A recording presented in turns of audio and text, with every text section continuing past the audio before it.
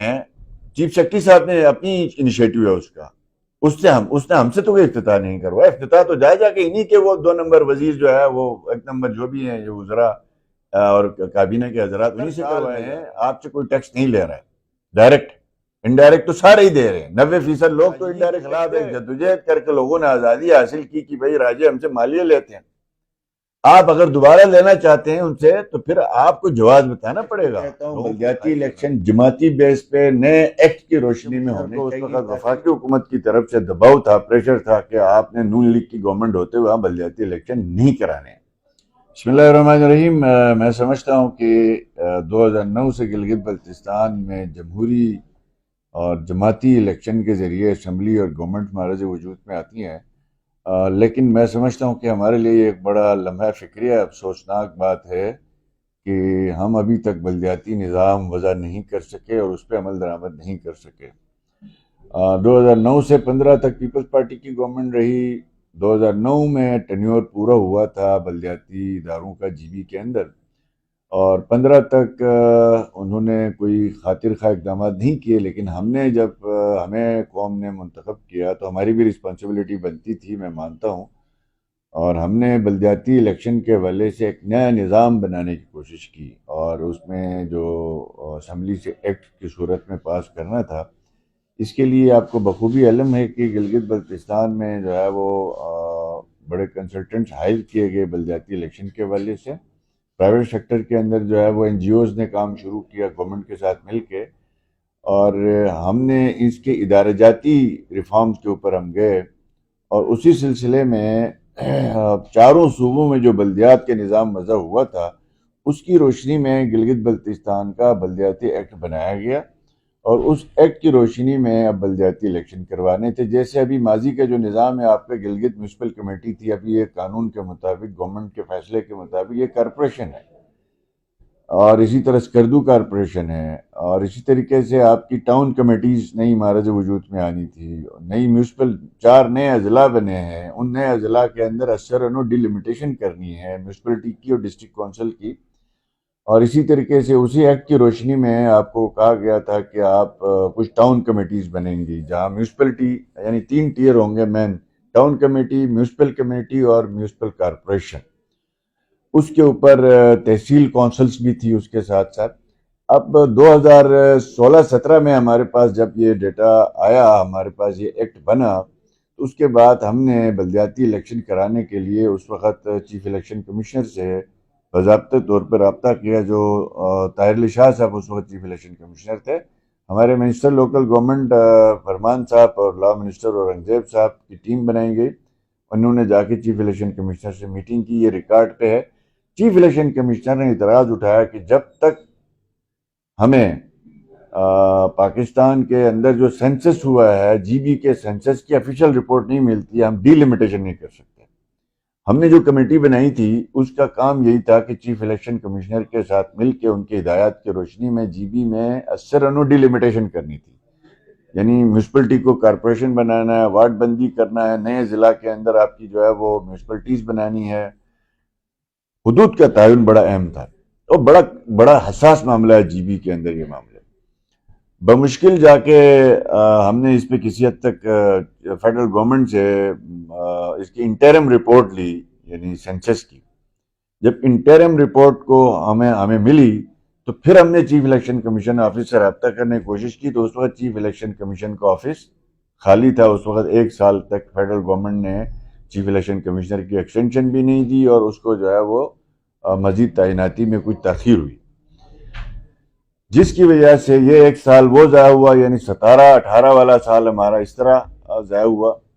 19 میں جا کے جب چیف الیکشن کمشنر، موجودہ چیف الیکشن کمشنر کو یہ ذمہ داریاں اس وقت کی فیڈرل گورنمنٹ نے دی، تو ہمارا ریکارڈ پہ ہے کہ ہم نے سب سے پہلے ان سے یہ درخواست کی کہ آپ ہنزہ میں ایک ضمنی الیکشن ہے وہ کروائیں، اور ساتھ ساتھ بلدیاتی الیکشن کی تیاری کریں۔ 25 کروڑ روپے 2019 کے جو ہے وہ بجٹ میں بھی رکھا گیا، 19-20 میں بھی، 18-19 میں بھی موجود ہے بلدیاتی الیکشن کے حوالے سے۔ اور چیف الیکشن کمشنر کو اس وقت وفاقی حکومت کی طرف سے دباؤ تھا، پریشر تھا کہ آپ نے نون لیگ کی گورنمنٹ ہوتے ہوئے بلدیاتی الیکشن نہیں کرانے، نہ انہوں نے ضمنی الیکشن کروایا، نہ بلدیاتی الیکشن کی طرف کوئی پیش رفت انہوں نے کی. اور اس کے بعد میں سمجھتا ہوں کہ پھر کرونا آیا 2019 کے بعد. 19-20 ہمارا کرونا میں چلا گیا. اگر 19-20 میں اگر ہمیں تھوڑی سپیس مل جاتی, کرونا کی صورتحال نہ ہوتی, تو شاید ہم بلدیاتی الیکشن کرا سکتے تھے, اور کرانے کی تیاری بھی تھی. اور اب آپ دیکھ لیں کہ بلدیات کے ادارے نہ ہو. ہاں, ہم نے اس دوران کیا کیا, بلدیاتی ادارے برائے جناب چند ممبران کا نام نہیں, اس میں انسٹیٹیوشنل ریفارم ہم نے ادارے بنا دیے. گلگت بلتستان میں ناردرن ایریا کے اندر, گلگت بلتستان کے اندر پہلے آپ کی میونسپل جو سروسز ہیں اس کو اپ گریڈ کرنے کے لیے ویسٹ مینجمنٹ کمپنیاں بنائی گئی. اس کے علاوہ آپ کے یونین کونسلوں کے اندر جو ڈیٹا انٹری ہوتی ہے جب آپ کی ڈیتھ اور برتھ کی, تو اس کا کوئی میکینزم ہمارے پاس نہیں تھا, مینول طریقہ ہوتا. ہم نے تمام یونین کونسلز کو کمپیوٹرز فراہم کیے گئے اور ان کو ٹریننگ کروائی گئی اسپیشل, جس کی روشنی میں آج تمام یونین کونسل کے اندر جو آفیسز ہیں وہاں پہ کمپیوٹرائز ڈیٹ آف برتھ اور اس کے علاوہ آپ کی ڈیٹ آف ڈیتھ جو ہے وہ رجسٹرڈ ہوتی ہے. یہ کام بڑا اہم ہوتا ہے. اس کے ساتھ ساتھ آپ کے بلڈنگ کوڈز جو تھے وہ لا بنانا تھا. ہم نے میونسپل لاز جو ہے وہ اس کو بہتر کرنے کی کوشش کی. اور پھر گلگت بلتستان میں یہ جو لوکل کونسلات تھی, ان کا باضابطہ آپس میں کوئی ربط نہیں تھا. آج آپ کے پاس لوکل کونسلات کا اپنا سیکٹری ہے, پورا ادارہ بنایا گیا ہے. تو ادارے تو ہم نے بنا دیے, الٹیمیٹلی عوامی نمائندے لانے تھے. وہ جو ادارے بنائے گئے ہیں, جو انسٹیٹیوشن بنائے گئے ہیں, اس کے اوپر جو ہے وہ پہرے داری کریں. ریونیو اتھارٹی بل کے حوالے سے کیا کہتے ہیں سر؟ جو منظور ہے وہ سابق موجودہ حکومت یہ کہہ رہی ہے کہ شراب بل جو ہے وہ نون لیگ کی حکومت نے منظور کیا ہے. ریونیو اتھارٹی تو ٹیکس کے حوالے سے ہے, تو یہ نون لیگ ہمیں بدنام کرنے کی کوشش کر رہی ہے. تو یہ شراب بل ایسا کوئی آپ لوگوں نے منظور کیا, ہمیں تو نظر نہیں آیا, لیکن پھر بھی حکومت کا یہ الزام ہے. میں پہلے عرض کروں گا کہ بلدیاتی الیکشن کے حوالے سے آپ سے بات ہو رہی تھی. بلدیاتی الیکشن اب کوئی جواز نہیں ہے, ایکٹ بھی بن گیا ہے, سینسس کی پروویژنل رپورٹ بھی آ چکی ہے, چیف الیکشن کمشنر بھی آن گراؤنڈ موجود ہے, اور چیف کورٹ گلگت بلتستان کے حکم بھی موجود ہے, آرڈر بھی موجود ہے.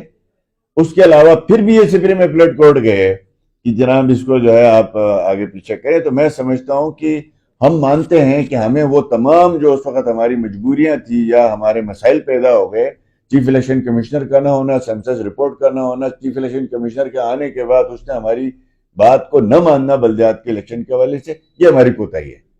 ہونے چاہیے تھے بلدیاتی الیکشن. میں آج بھی کہتا ہوں بلدیاتی الیکشن جماعتی بیس پہ نئے ایکٹ کی روشنی میں ہونے چاہیے, تاکہ گراس روٹ لیول سے نمائندے آئیں اور جماعتی سیاست جو ہے وہ آپ کی وارڈ لیول پہ چلی جائے, تاکہ یہ قوم, برادری, ذات, مسلکوں کی جو تقسیم ہے اس کو میکسیمم جو ہے وہ کم کیا جا سکے. اس کے لیے بلدیات کی ضرورت ہے, اور گلی لیول کے, محلے لیول کے جو لوگوں کے ایشوز ہیں اس کے لیے بلدیاتی نمائندوں کی ضرورت ہے. باقی یہ جو انہوں نے جو میں سمجھتا ہوں سنجیدگی نہیں ہے, یہ جو ریونیو ایکٹ کی بات کر رہے ہیں, اگر ان کی کچھ سنجیدگی ہوتی تو یہ بڑا حساس معاملہ ہے. حساس معاملات کو چھیڑنے سے پہلے اس کے لیے آپ جو ہے وہ کانفیڈنس بلڈنگ میجرز کرتے ہیں, لوگوں کو اعتماد میں لیتے ہیں. مثال کے طور پر اگر آپ نے مذہبی کوئی معاملہ کرنا ہے تو مذہبی اکابرین سے پوچھنا ہے, سیاسی معاملات میں کوئی اتار چڑھاؤ کرنا ہے, سیاسی لوگوں کو اعتماد میں لینا ہے. ٹیکس کے معاملے سے چونکہ تاجر حضرات اس کو زیادہ جو ہے وہ انڈرسٹینڈ نہیں کرتے, وہ سمجھتے ہیں ہمارے اوپر ڈائریکٹ ٹیکس لگ رہا ہے. تو اس سے پہلے کیا جی بی کے آل پارٹیز کانفرنس ہوئی, تمام جماعتوں کو اعتماد میں لیا گیا, اسمبلی کے اندر بیٹھے ہوئی جماعتوں کو بھی اعتماد میں لیا گیا, پاکستان جی بی کے اندر جتنی بزنس انٹیٹیز ہیں کیا ان کو اعتماد میں لیا گیا. ایک تو یہ نہیں لیا گیا. دوسرا یہ ہے کہ ایک حکومت ایسی بنی ہے جو شاہ خرچیاں 70 سال میں نہیں ہوئی وہ کر رہی ہے. یعنی آپ نے 43-40 رکنی 50 رکنی کابینہ بنا دی ہے. اگر آپ کو ٹیکس چاہیے اس لیے کہ آپ کو پیسے چاہیے ریونیو میں, ریونیو اکٹھا کرنا ہے, ریونیو اکٹھا کر کے کیا کر رہے ہیں آپ نے؟ اسپتال بہتر کر رہے ہیں, اسکول بہتر کر رہے ہیں, سڑکیں بہتر کر رہی ہیں. 2.5 سال میں تو سڑکیں ٹوٹ پھوٹ کے شکار ہیں, اسپتالوں کا برا حال ہے. اب آپ نے ریونیو جمع کر کے صرف اور صرف اپنی تنخواہیں بڑھانی, اپنی ٹی اے ڈی اے بڑھانی, اپنی جو ہے اخراجات بڑھانے, اپنی عیاشیاں بڑھانی ہیں. 2 سال میں آپ نے کوئی 1 ٹکے کا کام جی بی میں کیا نہیں ہے. تو مجھے یہ بتائیں, نہ آپ نے لوگوں کو اعتماد میں لیا, اور لوگوں کو پتہ ہے کہ آپ کی شاہ خرچیاں, لوگوں کو پتہ ہے کہ آپ کس طریقے سے جو ہے گلگت بلتستان کے خزانے جو ہے وہ عمران خان کی سیکیورٹی سے لے کے ان کے لنگر خانوں تک آپ اڑا رہے ہیں. تو ایسے میں عوام کس لیے تیار ہو جائے گی آپ کو ریونیو جو ہے وہ دینے کے لیے؟ سب سے پہلے اگر گورنمنٹ یہ سنجیدہ ہے تو یہ کرے کہ جو انہوں نے سیلریز بڑھائی ہیں اپنی اور اپنے بیک ڈیٹ سے بڑھائی ہیں اس کو ریورس کرے.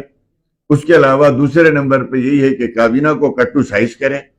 یعنی آپ نے لوگوں کے عوام کے پیسے کے اوپر سینکڑوں لوگ بٹھا دیے، کروڑوں روپے ان کے اوپر اخراجات. پاکستان میں جتنی گاڑیاں دی گئی ہیں مختلف جگہوں میں غیر قانونی طور پر ان سب کو کلوز کیا جائے.